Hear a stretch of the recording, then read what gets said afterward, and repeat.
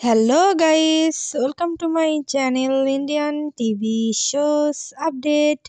Guys, इस वीडियो में मैं आप लोगों को स्टार प्लस की new upcoming serial Pocket Mein Aasmaan serial के लीड एक्टर और एक्ट्रेस के पर डे सैलरी के बारे में बताने वाली हूँ।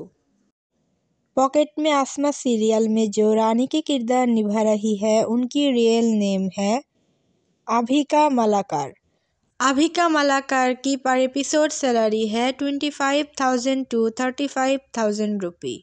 पॉकेट में आसमा सीरियल में जो दीप विजय का किरदार निभाएगा उनका रियल नेम है फरमान हैदर। फरमान हैदर के पर एपिसोड सैलरी है 50,000 to 60,000 रुपये।